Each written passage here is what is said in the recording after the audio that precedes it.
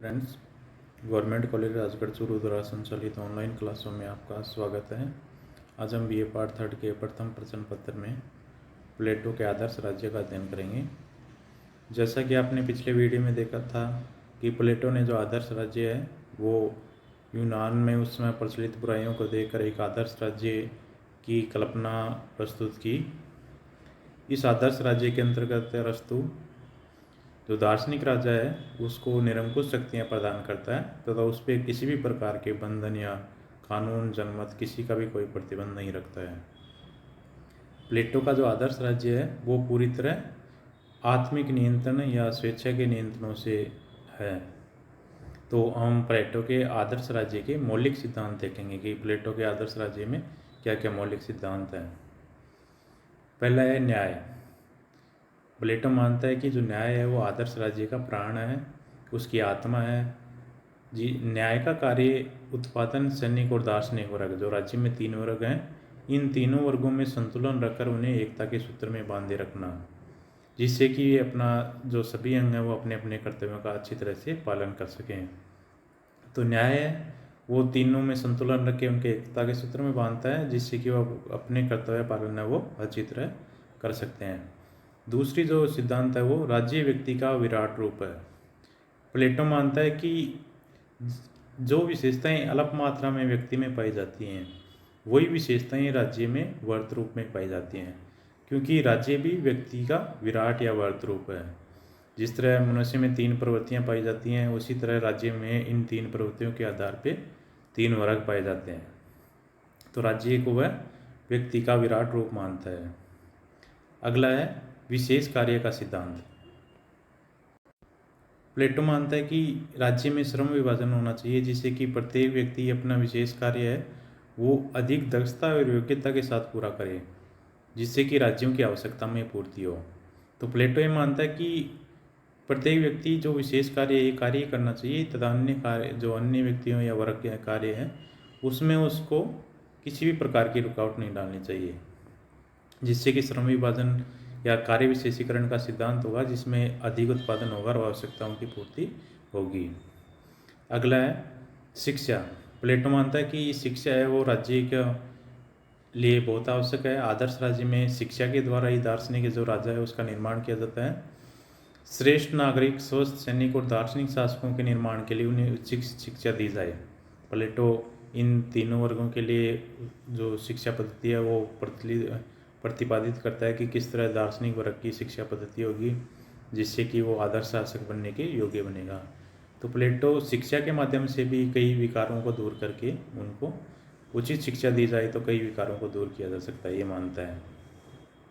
अगला है नागरिकों के 3 वर्ग। प्लेटो आत्मा के जो 3 तत्व होते हैं, प्लेटो मानता है कि प्रत्येक व्यक्ति की जो आत्मा होती है उसमें 3 तत्व होते हैं, वासना, उत्साह और विवेक। इन तीनों तत्वों या इन जो 3 हैं इनके आधार पर वह राज्य में नागरिकों के 3 वर्ग मानता है। उत्पादक वर्ग, सैनिक वर्ग और संरक्षक वर्गों में बांटता है। जिसमें वासना की प्रधानता होगा वो उत्पादक वर्ग होगा, जिसमें उत्साह होगा वह सैनिक वर्ग होगा और जिसमें विवेक की प्रधानता होगी वो संरक्षक या दार्शनिक वर्ग होगा। तो इस तरह प्लेटो राज्य में 3 वर्गों को बांटता है वो उनकी विशेषताओं के आधार पर। अगला है दार्शनिक राजा का शासन। प्लेटो कहता है कि जो आदर्श राज्य में जो शासन किया जाएगा वो दार्शनिक राजा या रानियों के द्वारा किया जाएगा। इसमें चूँकि दार्शनिक राजा के द्वारा शासन किया जाएगा तो वह सभी गुणों से युक्त है, वो अच्छी शिक्षा, सभी प्रकार के मोह बंधनों से पूरी तरह ऊपर है। इस तरह उसके द्वारा जो भी शासन किया जाएगा वो राज्य के हित में किया जाएगा। अगला है नर नारियों को समान अधिकार। प्लेटो अपने आदर्श राज्य में स्त्री और पुरुषों के मध्य किसी भी प्रकार का भेदभाव नहीं करता है। वह दोनों को चाहे सभी क्षेत्र, चाहे आर्थिक क्षेत्र हो, सामाजिक क्षेत्र हो, राजनीतिक क्षेत्र हो, सभी क्षेत्रों में स्त्रियों को पुरुषों के समान अधिकार प्रदान करने के पक्ष में है। प्लेटो कहता है कि अगर मान लो स्त्रियों को भी अवसर दिया जाए, उचित शिक्षा दी जाए तो वो भी पुरुषों की तरह हैं, वो शासन में भागीदारी निभा सकती हैं। वह प्लेटो जो नारी जाति है उसको घर की 4 दीवारी से बाहर निकल कर उसका जो बौद्धिक विकास या उसके जो वह यूनान में उस समय नारियों की स्थिति खराब थी उसको नारियों का उद्धार करना चाहता था। तो वह सभी स्त्री पुरुषों को समान मानता है। अगला है साम्यवाद है। प्लेटो जो दार्शनिक और या जो संरक्षक वर्ग है, सैनिक और दार्शनिक वर्ग है, इन दोनों वर्गों को पारिवारिक मोह और संपत्ति के मोह से मुक्त रखने के लिए इनके लिए कहता है कि इनका न तो किसी भी प्रकार की व्यक्तिगत संपत्ति होगी इनके पास, न ही इनका खुद का कोई परिवार होगा। यानी इनके पास निजी संपत्ति और परिवार दोनों ही नहीं रहेंगे, जिससे कि इन वस्तुओं के प्रति इनका मोह नहीं रहेगा और ये जो शासन का संचालन है ये बिना किसी व्यक्तिगत हित के राज्य के कल्याण के लिए करेंगे। अगला है राज्य का विशुद्ध और आध्यात्मिक और नैतिक लक्ष्य है। अंत में है कि राज्य का हित प्रधान और सर्वोपरि है। जो दार्शनिक शासक है या जो आदर्श राज्य है उसमें राज्य का हित तो प्रधान रहेगा, जबकि अन्य हित हैं वो गौण माने जाएंगे। यानी इसमें व्यक्ति के हित पे बल न देते हुए राज्य के हित पे बल दिया गया है आदर्श राज्य में। तो ये आदर्श राज्य के लक्षण थे, आदर्श राज्य की विशेषताएं थी। अब है आदर्श राज्य और दार्शनिक राज्य की आलोचना कि इस आदर्श राज्य और दार्शनिक राज्य में क्या क्या बुराइयां हैं। पहला है आदर्श राज्य की धारणा अतिशय कल्पना प्रधान और अव्यवहारिक है। जो प्लेटो की आदर्श राज्य की धारणा है वो काल्पनिक है। प्लेटो ने भी माना है कि इस धरती पे आदर्श राज्य है वो संभव नहीं है। अगला है आदर्श राज्य में व्यक्ति की अवहेलना की गई है। जो आदर्श राज्य प्लेटो के द्वारा स्थापित की गई है इसमें वो व्यक्ति को पूरी तरह दार्शनिक राजा के अंतर्गत या उसके अधीन रखता है और व्यक्ति के स्वतंत्र व्यक्तित्व की इसमें अपेक्षा की गई है। अगला है जिन तीन तत्वों के आधार पर व्यक्ति और राज्य की तुलना प्लेटो के द्वारा की गई है उसको सामान्य व्यक्ति है उसके लिए समझना कठिन है, यानी उसको आसानी से समझा नहीं जा सकता जो प्लेटो ने तीन तत्वों के आधार पर व्यक्ति और राज्य की तुलना की है। अगला है आदर्श राज्य में उत्पादक वर्ग की उपेक्षा की गई है, उनको दासों के समान बना दिया गया है। तो इस योजना को हम न्यायपूर्ण योजना है वो नहीं कह सकते। अगला है आदर्श राज्य का जो वर्ग विभाजन किया गया है वो तो न तो स्वाभाविक है और न ही वैज्ञानिक है, क्योंकि हो सकता है किसी व्यक्ति में ये तीनों प्रवृत्तियाँ हो, किसी व्यक्ति में वासना प्रधान, विवेक प्रधान और साहस प्रधान भी हो। कोई व्यक्ति एक साथ अच्छा शासक भी हो सकता है और अच्छा विजेता भी हो सकता है। ये भी जरूरी नहीं कि कोई एक प्रवृत्ति है वो मनुष्य के संपूर्ण जीवन में बनी रहे। तो इस तरह जो प्लेटो का जो वर्गीकरण किया गया है, वर्ग विभाजन किया गया है, वो वैज्ञानिक और स्वाभाविक नहीं है। अगला है प्लेटो का न्याय सिद्धांत दोषपूर्ण और एकांकी है, क्योंकि इस न्याय सिद्धांत में केवल कर्तव्यों को गिनाया गया है, व्यक्ति के अधिकारों को नहीं गिनाया गया है। इस न्याय सिद्धांत में अंतर्विरोध भी पाया जाता है। अगला है शिक्षा को राज्य के नियंत्रण। प्लेटो ने जो शिक्षा है उसको राज्य के नियंत्रण में रख दिया है, जिससे कि व्यक्ति का सर्वांगीण विकास है वो नहीं हो सकता। अगला है प्लेटो आदर्श राज्य में कानून को आवश्यक नहीं मानता। प्लेटो अपने आदर्श राज्य है उसमें कानून की पूरी तरह उपेक्षा करता है। वह दार्शनिक राजा को पूरी तरह कानून के प्रतिबंध से मुक्त रखा है, लेकिन सभ्य शासन में या सभ्य समाज में कानून होना आवश्यक है और ये कानून सभी पर समान रूप से लागू होते हैं। और कानून के बिना न तो शांति रह सकती है, न ही राज्य में व्यवस्था स्थापित की जा सकती है।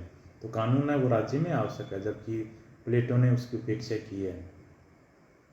अगला है साम्यवादी व्यवस्था मानव समाज के मूल तत्व और मानव स्वभाव के विपरीत है। जो प्लेटो के द्वारा जो साम्यवादी व्यवस्था की प्रस्तुत की गई है वो मानव स्वभाव के मूल तत्वों, व्यक्ति स्वाभाविक रूप से संपत्ति और परिवार के प्रति मोह रहता है, उसी के लिए कार्य करता है। तो ऐसे में जो साम्यवाद की व्यवस्था है वो लागू नहीं की जा सकती, ये मानव स्वभाव के विपरीत है। अगला है प्लेटो का जो आदर्श राज्य है वो स्वावयवी होते हुए भी प्रगतिशील नहीं है। ये स्वावयवी है लेकिन फिर भी जो प्लेटो का आदर्श राज्य है इसको हम प्रगतिशील नहीं कह सकते। अगला है प्लेटो ने दार्शनिक शासक को अमर्यादित अधिकार देकर निरंकुश शासन का समर्थन किया है।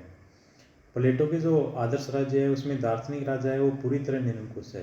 प्लेटो ने उस पर किसी भी प्रकार के प्रतिबंध नहीं लगाए हैं, उसको सभी प्रकार के कानून, जनमत, सभी प्रकार के प्रतिबंधों से मुक्त किया है। ऐसी स्थिति में प्लेटो का जो आदर्श राज्य है, जो दार्शनिक राज्य है वो निरंकुश हो सकता है और इस तरह प्लेटो कह सकते हैं कि उन्होंने निरंकुश शासन का समर्थन किया है।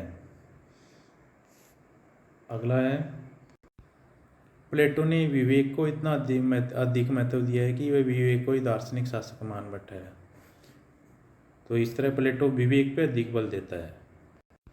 किंतु यह भी संभव हो सकता है कि दार्शनिक शासक का भी पतन हो सकता है। दार्शनिक शासक है वो भी अपने पद से भ्रष्ट हो सकता है।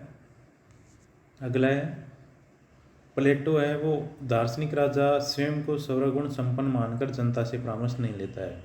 प्लेटो के जो आदर्श राज्य है उसमें दार्शनिक राजा किसी भी प्रकार के जनमत के प्रतिबंध या किसी भी प्रकार के जनमत से सलाह नहीं लेता है। ऐसी स्थिति में वह जनमत के स्वभाव को या जनमत की जो आकांक्षाएं हैं उनको नहीं समझ पाता है। तो ये प्लेटो के आदर्श राज्य या प्लेटो के दार्शनिक राजा के जो शासन है उसकी आलोचनाएं या विकृतियाँ हैं। प्लेटो का जो आदर्श राज्य है वो व्यवहार में उसकी स्थापना करना अत्यधिक कठिन है, क्योंकि ऐसा अगर मान लो दार्शनिक शासक मिल भी जाए तो ज़रूरी नहीं कि आगे उसका उत्तराधिकारी हो वो भी दार्शनिक शासक जैसा हो या राज्य के हित में कार्य करो। तो ये जो प्लेटो की ये जो धारणा है ये पूरी तरह काल्पनिक है, इसको व्यवहार के तौर पे लागू नहीं किया जा सकता। धन्यवाद।